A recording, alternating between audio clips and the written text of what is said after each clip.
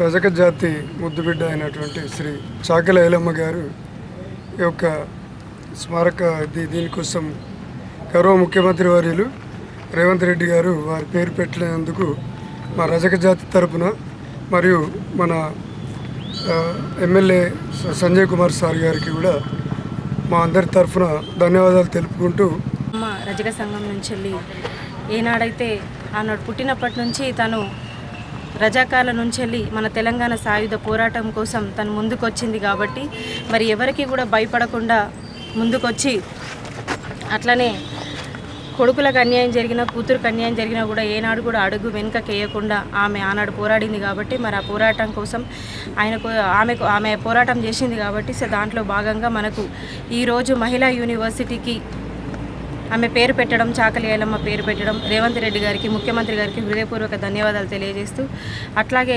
Textile హ్యాండ్లూమ్కి కూడా కొండ లక్ష్మణ్ బాపూజీ గారికి పేరు పెట్టడం కూడా చాలా సంతోషంగా ఉంది. మరి దీనికోసం కృషి చేసిన ఎమ్మెల్యే గారికి, ఎమ్మెల్సీ గారికి, అలాగే ఇక్కడికి విచ్చేసిన ఎమ్మెల్యే గారికి and vice chairman Gowri Srinivas గారికి, అట్లాగే కౌన్సిలర్స్ అందరికీ, రజక సంఘం నాయకులందరికీ హృదయపూర్వక నమస్కారాలు. అండ్ ఈరోజు జగిత్యాల రజక సంఘ ఆధ్వర్యంలో జగిత్యాల పట్టణ రజక సంఘం ఆధ్వర్యంలో గౌరవ ముఖ్యమంత్రి రేవంత్ రెడ్డి గారు ఏదైతే మహిళా యూనివర్సిటీకి చాకలి ఐలమ్మ పేరు పెట్టడంతో వారందరూ కూడా హర్షిస్తూ ఈరోజు ఇక్కడ జగిత్యాల చాకలి ఐలమ్మ విగ్రహం వద్ద ముఖ్యమంత్రి గారికి పాలాభిషేకం చేస్తామనే కార్యక్రమం పెట్టుకొని నన్ను ఆహ్వానించారు. మరి ఆహ్వానించడమే కాకుండా వారందరూ కూడా ఈ సందర్భంలో ఇక్కడ రావడం చాలా సంతోషం.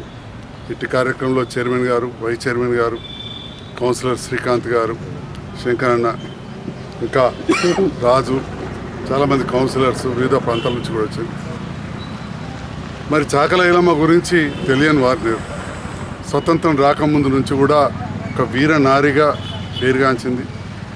పెద్ద చదువుకోకుండా కానీ సమాజం పట్ల ఒక అవగాహన ఉండి సామాజిక స్పృహతోటి పెద్ద పెద్ద పెత్తందారులకు వ్యతిరేకంగా పోరాడిన వీర వనిత, వీర నారి చాకలి ఐలమ్మ.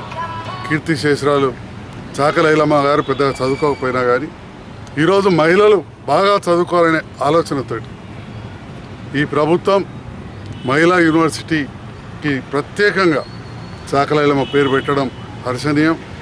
గౌరవనీయులు ముఖ్యమంత్రి రేవంత్ రెడ్డి గారికి ఈ సందర్భంలో జగిత్యాల నియోజకవర్గ ప్రజలందరి పక్షాన రజక సామాజిక వర్గంలో జన్మించారు కాబట్టి ఆ రజక సామాజిక వర్గ ప్రజలందరి పక్షాన కూడా హృదయపూర్వక ధన్యవాదాలు తెలియజేస్తూ ఉన్నాం.